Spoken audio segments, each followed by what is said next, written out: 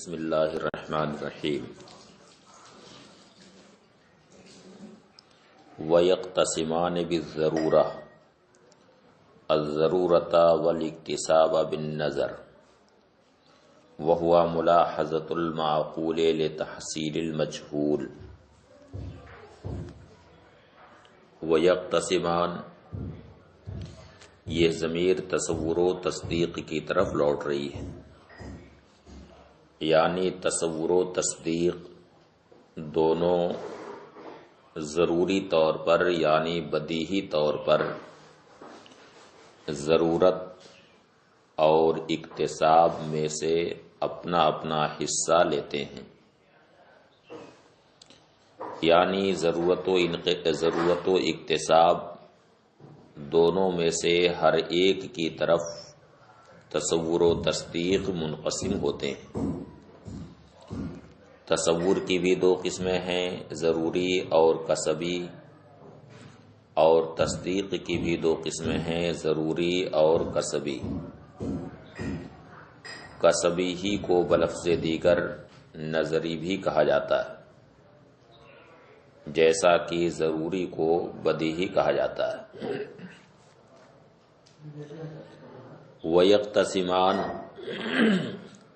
أي التصور والتصديق ينقسمان إلى قسمين، یعنی تصور و تصدیق دونوں دو قسموں کی طرف منقسم ہوتے ہیں۔ ایک قسم ضروری ہے، وَهُوَ الَّذِي لَا يَتَوَقَّفُ حُصُولُهُ عَلَى نَظَرٍ وَكَسْبٍ، ضروری وہ ہے جس کا حصول نظر و کسب پر موقوف نہ ہو۔ وَيُقَالُ لَهُ بَدِيهِيٌّ أَيْضًا، اور اس کو بدیہی بھی کہا جاتا ہے۔ دوسری قسم ہے کسبی، وَكَسْبِيٌّ وَهُوَ الَّذِي يَتَوَقَّفُ حُصُولُهُ عَلَى نَظَرٍ وَكَسْبٍ، کسبی وہ ہے جس کا حصول نظر و کسب پر موقوف ہو۔ وَيُقَالُ لَهُ نَظْرِيٌّ أَيْضًا، اور اس کو نظری بھی کہا جاتا ہے۔ كَمَا بَيَّنَ الْمُصَنِّفُ بِقَوْلِهِ، جیسا کہ مصنف نے اپنے قول وَيَقْتَسِمَانِ سے بیان کیا ہے۔ اصل میں اقتسام یہ باب افتعال سے ہے، جس کی ایک خاصیت اتخاذ ہے۔ اس کا معنی یہ ہے کہ دونوں یعنی تصور و تصدیق دونوں حصہ لیتے ہیں۔ چنانچہ اقتسام کا معنی ہے اخذ القسم، حصہ لینا، تو تصور بھی دونوں میں سے یعنی ضرورت و اکتساب میں سے حصہ لیتا ہے، اور تصدیق بھی دونوں سے حصہ لیتی ہے۔ اس طرح سے تصور کی بھی دو قسمیں ہوئیں، ضروری اور کسبی، اور تصدیق کی بھی دو قسمیں ہوئیں، ضروری اور کسبی۔ وَيَقْتَسِمَانِ أَن يَأْخُذُ التَّصَوُّرُ وَالتَّصْدِيقُ قِسْمًا مِنَ الضَّرُورَةِ، یعنی تصور و تصدیق یہ دونوں ضرورت سے ایک حصہ لیتے ہیں۔ فَيَصِيرَانِ ضَرُورِيَّيْنِ، تو اس وقت یہ دونوں ضروری ہو جاتے ہیں، بدیہی ہو جاتے ہیں۔ یعنی تصور جب ضرورت سے حصہ لے تو وہ ضروری ہو جاتا ہے، اور تصدیق جب ضرورت سے حصہ لے تو وہ ضروری ہو جاتی ہے۔ وَقِسْمًا مِنَ الْاِكْتِسَابِ، اور اکتساب سے بھی دونوں حصہ لیتے ہیں، اور جب اکتساب سے دونوں حصہ لیں فَيَصِيرَانِ كَسْبِيَّيْنِ، تو اس وقت دونوں کسبی ہو جاتے ہیں۔ فَإِنْقِسَامُ الضَّرُورَةِ وَالْاِكْتِسَابِ الْمَعْلُومُ مِنْ هَذِهِ الْعِبَارَةِ یستلزم انقسام التصور والتصدیق الیہما، یعنی اس تفصیل سے یہ معلوم ہوا کہ ضرورت میں بھی دونوں کا حصہ ہے، تصور و تصدیق دونوں کا حصہ ہے، اور اقتسام میں بھی دونوں کا حصہ ہے، تصور کا بھی اور تصدیق کا بھی۔ تو گویا ضرورت کا انقسام ہو گیا تصور و تصدیق کی طرف، اور اقتصاب کا بھی انقسام ہو گیا تصور و تصدیق کی طرف، جیسا کہ اس عبارت سے یعنی مصنف کی عبارت سے یہ بات معلوم ہو رہی ہے۔ اور جب ضرورت کا انقسام تصور و تصدیق کی طرف ہوا اور اقتصاب کا بھی انقسام تصور و تصدیق کی طرف ہوا، تو اب اس سے التزامی طور پر یہ بھی بات سمجھ میں آئی کہ تصور و تصدیق یہ دونوں ان دونوں قسموں کی طرف منقسم ہوتے ہیں، یعنی بعض تصورات ضروری ہیں اور بعض تصورات قصوی ہیں، اسی طرح سے بعض تصدیقات ضروری ہیں اور بعض تصدیقات قصوی۔ فَإِنْقِسَامُ الضَّرُورَةِ وَالِاقْتِسَابِ المعلوم من هذه العبارہ، تو ضرورت اور اقتصاب کا انقسام جو اس عبارت سے معلوم ہے، یستلزم انقسام التصور والتصدیق الیہما، یہ اس بات کو مستلزم ہے کہ تصور و تصدیق ان دونوں کی طرف منقسم ہو۔ المقصود فی ھذا المقام، جو اس مقام میں مقصود ہے۔ ولا یخفی ان الکنایۃ ابلغ واحسن من التصریح، اور یہ بات مخفی نہیں کہ کنایہ تصریح سے ابلغ اور احسن، یعنی مصنف نے صراحتاً یہ نہیں کہا کہ تصور و تصدیق دونوں میں سے ہر ایک کی دو قسمیں ہیں، ضروری اور قصبی، بلکہ اس صریح عبارت کے بجائے مصنف نے یہاں پر کنایہ کا استعمال کیا اور یہ کہا کہ وَيَقْتَسِمَانِ بِالضَّرُورَةِ الضَّرُورَةَ وَالِاقْتِسَابَ بِالنَّظَرِ، یعنی تصور و تصدیق یہ دونوں ضرورت اور اقتصاب سے حصہ لیتے ہیں۔ تو اس انقسام کی طرف مصنف نے کنایتاً یہاں اشارہ کیا ہے، کیونکہ کنایہ تصریح سے ابلغ ہوتا ہے۔ قولہ بالضرورہ، مصنف نے یہاں بالضرورہ کہا، یعنی تصور و تصدیق کا انقسام ضرورت اور اقتصاب کی طرف، یہ ضروری طور پر ہے یعنی بدیہی طور پر۔ بداہت عقل سے یہ بات معلوم ہے کہ بعض تصورات ضروری ہیں اور بعض قصبی، اسی طرح سے بعض تصدیقات ضروری ہیں اور بعض قصبی۔ تو یہ تقسیم بالکل بدیہی ہے، جس کے لیے کسی نظر و استدلال کی ضرورت نہیں۔ قولہ بالضرورہ اشارۃ الی ان انقسام التصور والتصدیق الیہما بدیہی،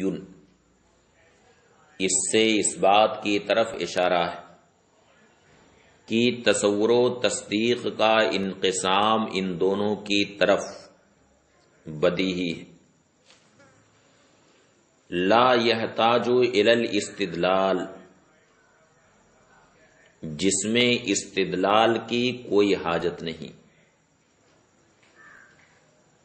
بِأَنَّهُمَا لَوْ لَمْ يَنْقَسِمَا إِلَيْهِمَا، یعنی اس تقسیم کے لیے نظر و استدلال کی کوئی حاجت نہیں، کیونکہ اگر ایسا نہ ہو، یعنی بعض تصورات بدیہی اور بعض تصورات قصبی نہ ہوں، بلکہ سارے تصورات بدیہی ہو جائیں یا سارے تصورات قصبی ہو جائیں، تو یہ باطل۔ اسی طرح سے اگر ساری تصدیقات بدیہی ہو جائیں، اور یا یہ ہے کہ ساری تصدیقات کسبی ہو جائیں تو یہ بھی باطل۔ بِأَنَّهُمَا لَوْ لَمْ يَنْقَسِمَا إِلَيْهِمَا، اس طور سے کہ اگر یہ دونوں ان دونوں کی طرف یعنی تصور و تصدیق اگر بداہت و نظریت کی طرف منقسم نہ ہو، لکان الجمع اما بدیہین او کسبین، تو سارے تصورات اور ساری تصدیقات یا تو بدیہی ہوں گی او کسبین یا کسبی ہوں گی۔ والتالی باطل بقسمیہ، اور تالی اپنی دونوں قسموں میں باطل ہے، یعنی سارے تصورات کا بدیہی ہونا یا سارے تصورات کا کسبی ہونا یہ بھی باطل، اسی طرح سے ساری تصدیقات کا بدیہی ہونا یا ساری تصدیقات کا کسبی ہونا یہ بھی باطل۔ تو تالی اپنی دونوں قسموں میں باطل ہے۔ فَقَذَ الْمُقَدَّم، تو اسی طرح سے مقدم بھی باطل، کیونکہ بطلان تالی بطلان مقدم کو مستلزم ہوتا ہے۔ اما الملازمۃ فظاہرۃ، رہا ملازمہ تو یہ ظاہر، یعنی جو قضیہ شرطیہ یہاں پر متحقق ہے کہ اگر بعض تصورات بدیہی اور بعض تصورات کسبی نہ ہوں تو سارے تصورات یا تو بدیہی ہوں گے یا سارے تصورات کسبی ہوں گے۔ اسی طرح سے بعض تصدیقات بدیہی اور بعض تصدیقات کسبی نہ ہوں تو ساری تصدیقات یا تو بدیہی ہوں گی یا ساری تصدیقات کسبی ہوں گی، یہ ملازمہ ظاہر ہے، جس کے لیے کسی توضیح کی ضرورت نہیں ہے۔ وَأَمَّا بُطْلَانُ الْقِسْمِ الْأَوَّلِ مِنَ التَّالِي،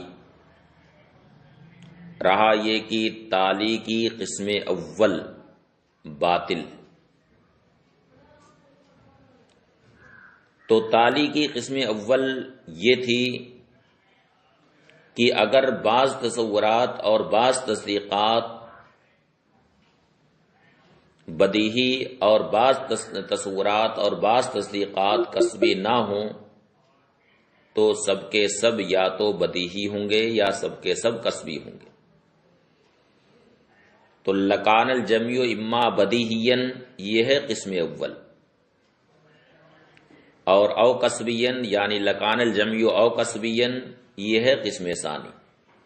یہ اس لحاظ سے قسم اول اور قسم ثانی بن رہی ہے، اور اس طور سے بھی آپ کہہ سکتے ہیں کہ قسم اول اور قسم ثانی بنا سکتے ہیں کہ تصورات کو قسم اول بنا دیں اور تصدیقات کو قسم ثانی کے تحت داخل کر دیں، جیسا کہ پہلے میں نے یہ ترتیب ذکر کی۔ وَأَمَّا بُطْلَانُ الْقِسْمِ الْأَوَّلِ مِنَ التَّالِي، رہا تالی کی قسم اول کا بطلان، فَلِاحْتِيَاجِنَا فِي بَعْضِ التَّصَوُّرَاتِ وَبَعْضِ التَّصْدِيقَاتِ إِلَىٰ كَسْبٍ وَنَظْرٍ، یعنی سارے تصورات اور ساری تصدیقات بدیہی نہیں ہیں۔ اس کی دلیل یہ ہے کہ ہمیں بعض تصورات میں نظر و کسب کی ضرورت پیش آتی، اسی طرح سے بعض تصدیقات میں بھی ہمیں نظر و کسب کی ضرورت پیش آتی،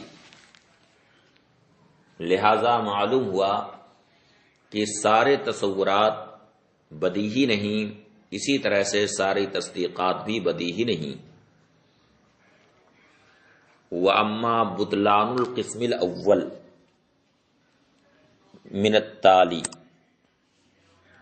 رہا تالی کی قسم اول کا بطلان، فَلِاحْتِيَاجِنَا فی بعض التصورات و بعض التصدیقات الی کسب و نظر، تو اس لیے کہ بعض تصورات میں اور بعض تصدیقات میں بھی ہمیں کسب و نظر کی ضرورت پیش آتی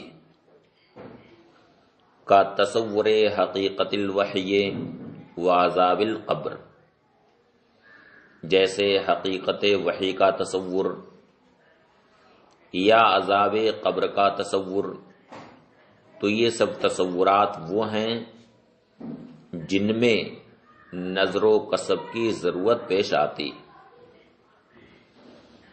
وقت تصدیق بِأَنَّ محمدًا صلی اللہ علیہ وسلم خاتم النبیین یمتنع نظیرہ، اور جیسے کہ اس بات کی تصدیق کہ سیدنا محمد صلی اللہ علیہ وسلم خاتم النبیین ہیں، آخری نبی ہیں، یمتنع نظیرہ، حضور اقدس صلی اللہ علیہ وسلم کی نظیر محال ہے۔ یہ تصدیق وہ ہے جس میں نظر و استدلال اور کسب کی ضرورت پیش آتی۔ تو معلوم ہوا کہ سارے تصورات بدیہی نہیں، اور اسی طرح سے ساری تصدیقات بھی بدیہی نہیں۔ وَأَمَّا بُطْلَانُ الْقِسْمِ الثَّانِي، رہا قسم ثانی کا بطلان، یعنی تالی کی قسم ثانی کا بطلان۔ تو قسم ثانی لکان الجمع کسبیا، یہ ہے قسم ثانی۔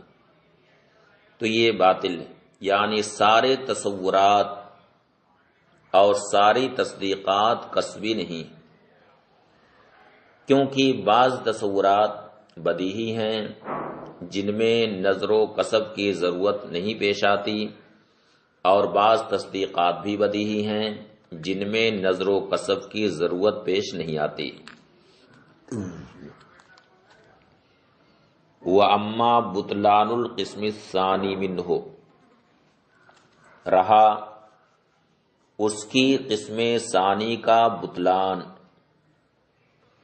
فَلِبَدَاهَةِ بَعْضِ التَّصَوُّرَاتِ وَبَعْضِ التَّصْدِيقَاتِ، تو اس لیے کہ بعض تصورات بدیہی ہیں اور بعض تصدیقات بھی بدیہی۔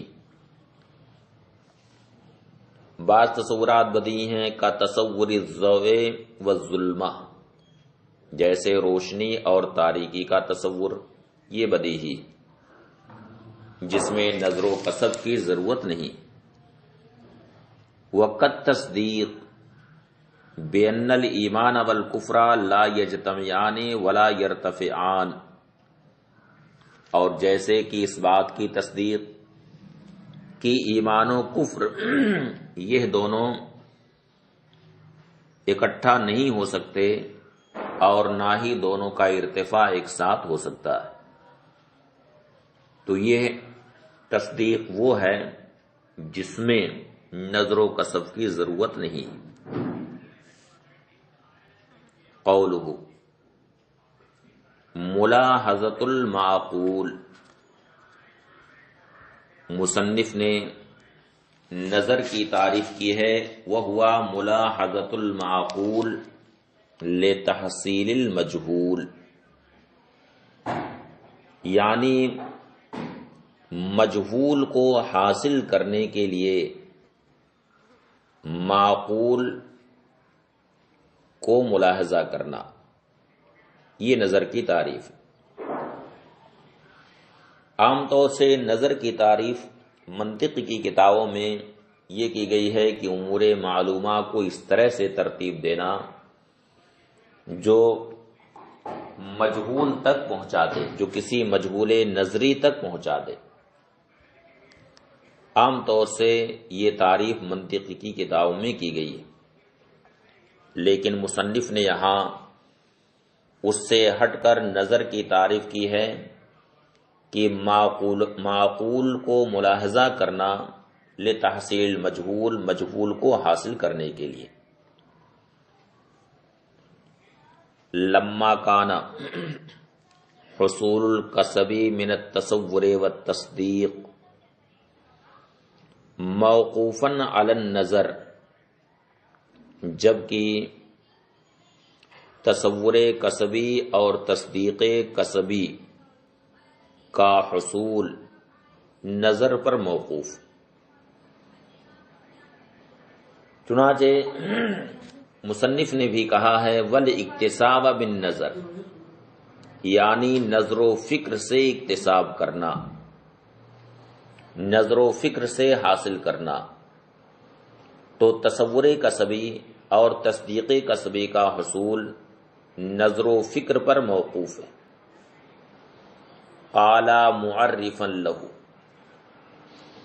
تو مصنف نے اس کی تعریف کرتے ہوئے کہا ہوا ملاحظۃ المعقول، یعنی معقول کو ملاحظہ کرنا.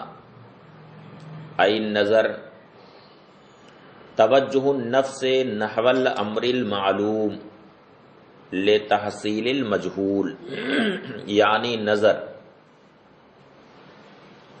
امر معلوم کی طرف نفس کا متوجہ ہونا لتحصیل المجہول، تاکہ مجہول حاصل ہو جائے. مجہول کو حاصل کرنے کے لیے امر معلوم کی طرف نفس کا متوجہ ہونا کا ملاحظۃ الحیوان والناطق المعلومین لتحصیل الانسان المجہول. جیسے حیوان اور ناطق جو معلوم ہیں ان کا تصور کرنا، ان کو ملاحظہ کرنا، تاکہ وہ انسان حاصل ہو جائے جو مجہول ہے.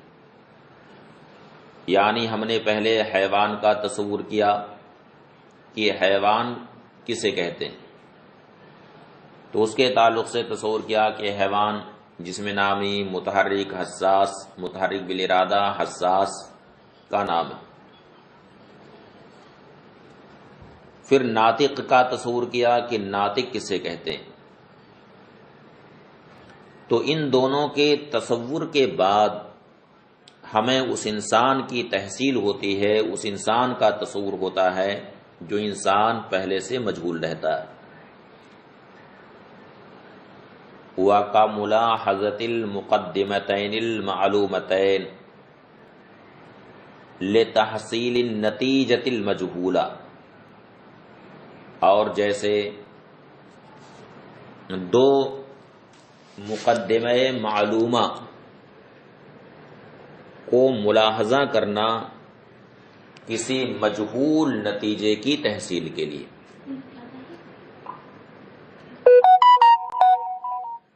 کسی مجہول نتیجے کی تحصیل کے لیے دو مقدمے معلومہ کو ملاحظہ کرنا، جیسے العالم متغیر کہا، پھر کہا کل متغیر حادث.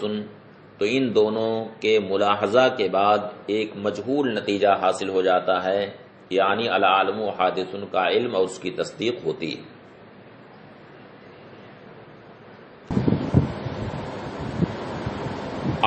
المراد بالمعقول ہا ہنا المعلوم، معقول سے مراد یہاں معلوم. اب سوال یہ پیدا ہوتا ہے کہ مصنف نے لفظ معلوم سے ہاں کیوں عدول کیا ہے؟ تو اس کی وجہ بتاتے ہیں کہ وَلِلتَّحَرُّزِ عَنْ اسْتِعْمَالِ اللَّفْظِ الْمُشْتَرَكِ فِي التَّعْرِيفِ عَدَلَ عَنِ الْمَعْلُومِ إِلَيْهِ، یعنی معلوم کا لفظ چونکہ مشترک ہے اور تعریفات میں مشترک لفظ کے استعمال سے بچنا چاہیے، اس لیے مصنف نے یہاں معلوم کے لفظ سے معقول کے لفظ کی طرف عدول کیا ہے۔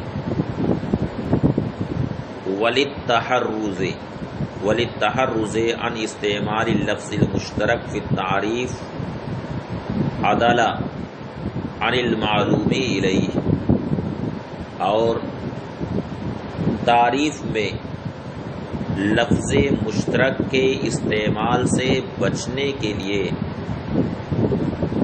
مصنف نے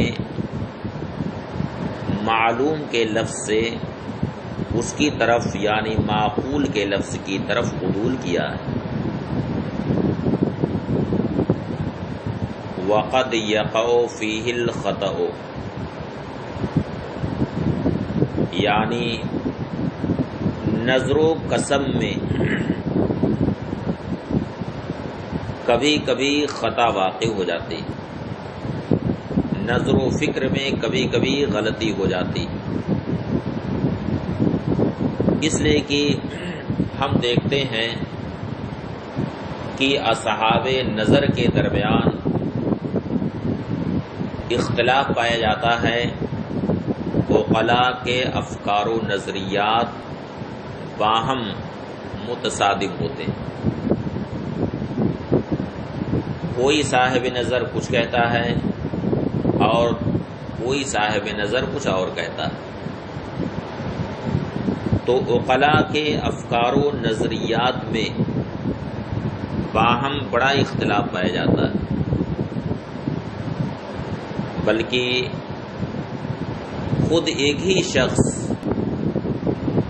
فکر و نظر میں کبھی اپنا ہی مخالف ہو جاتا ہے، یعنی ایک وقت میں سوچتا ہے تو وہ کسی نتیجے تک پہنچتا ہے، پھر دوبارہ جب نظر ثانی کرتا ہے تو اس کی رائے بدل جاتی ہے اور پھر وہ کسی اور نتیجے تک پہنچتا ہے۔ تو ظاہر سی بات ہے کہ افکار و نظریات میں یہ جو اختلاف ہے، یہ اختلاف اس بات کی دلیل ہے کہ ساری نظریں ساری فکریں ہمیشہ صحیح نہیں ہوتی ہیں، بلکہ ان میں غلطی بھی ہوتی ہے۔ لما فرغ من تقسیم العلم شرع فی بیان الحاجت الی ھذا الفن، جب مصنف علم کی تقسیم سے فارغ ہوئے تو اس فن کی طرف حاجت کا بیان شروع کیا۔ فقال، تو کہا وقد یقع فیہ، اور کبھی کبھی اس میں اے فی ذالک النظر الخطأ، یعنی کبھی کبھی اس میں یعنی اس نظر و فکر میں غلطی ہوتی، لأن من المعلوم ان الفکر لیس بصواب دائما، اس لیے کہ یہ بات معلوم ہے کہ فکر ہمیشہ صحیح نہیں ہوتی، لمناقضۃ العقلاء بعضهم بعضا فی مقتضی افکارہ، اس لیے کہ عقلاء اپنے افکار و نظریات کے مقتضا میں بعض کے مخالف ہوتے ہیں۔ بل الانسان الواحد یناقض نفسه فی وقتین، بلکہ ایک ہی انسان دو وقتوں میں اپنا مخالف ہو جاتا ہے۔ فاحتجنا الی قانون تعصم مراعاته الذہن عن الخطأ، تو ہمیں ایک ایسے قانون کی ضرورت ہے جس کی رعایت ذہن کو خطا فی الفکر سے بچائے۔ وذالک القانون هو المنطق، اور وہ قانون منطق۔ ھذا ہوا بیان الحاجہ، یہ ہے حاجت کا بیان، یعنی منطق کی ضرورت کیوں پیش آئی اس کا بیان۔ اور اس بیان سے منطق کی تعریف بالرسم بھی معلوم ہو گئی کہ منطق کی خصوصیت یہ ہے کہ اس کی رعایت ذہن کو خطا فی الفکر سے بچاتی. ھذا ہوا بیان الحاجہ، یہ حاجت کا بیان ہے، المستلزم لتعریف المنطق برسمہ، جو منطق کی تعریف برسم کو مستلزم. اذ علم من بیان الحاجت غایت العلم، اس لیے کہ بیان حاجت سے علم کی غایت معلوم ہو گئی، علم کی غرض و غایت معلوم ہو گئی. والتعریف بالغایت رسم، اور غرض و غایت کے ذریعہ جو تعریف کی جاتی ہے وہ تعریف بالرسم ہوتی، جبکہ ذاتیات کے ذریعہ جو تعریف ہوتی ہے وہ تعریف بالحد ہوتی. والحاصل ان العلم اما تصور ساذج اور تصدیق. حاصل یہ ہے کہ علم یا تو تصور ساذج ہے یا تصدیق. وکل واحد منہما ینقسم بحسب الضرورت الی الضروری والکسبی، اور دونوں میں سے ہر ایک ضرورت کے اعتبار سے یعنی بدیہی طور پر ضروری اور کسبی کی طرف منقسم ہوتے ہیں. والکسبی مستفاد من الضروری بطریق الاکتساب، اور کسبی ضروری سے مستفاد ہوتا ہے اکتساب کے طور پر، نظر و فکر کے طور پر. وقد یقع فی الاکتساب خطأ، اور اکتساب میں کبھی کبھی خطا واقع ہوتی. فاحتیج الی قانون عاصم عنہ، تو ایک ایسے قانون کی ضرورت ہے جو قانون خطا فی الفکر سے بچائے. وہو المنطق، اور وہ قانون منطق ہے. ووجہ توقف الشروع فی العلم علی بیان الحاجت، اب چونکہ بیان حاجت یہ مقدمے کا ایک حصہ ہے تو بیان حاجت پر شروع فی العلم کیسے موقوف ہے تو اس کا بیان کرتے ہیں کہ بیان حاجت پر شروع فی العلم اس طور سے موقوف ہے کہ علم شروع کرنے والا اگر اس علم کی غرض و غایت کو نہ جانے، یہ نہ جانے کہ میرا مقصد کیا ہے، میری غرض کیا ہے، وہ غرض میری اس علم کی تحصیل سے پوری ہوگی یا نہیں پوری ہوگی، یہ ساری بات نہ جانے تو پھر اس کا طلب کرنا عبث ہوگا. وجہ توقف شروع فی العلم علی بیان الحاجت، بیان حاجت پر علم کے شروع کے موقوف ہونے کی وجہ یہ ہے کہ ان الشارع فی العلم لو لم یعلم الغرض من العلم وثمرته لکان طلبه عبثا.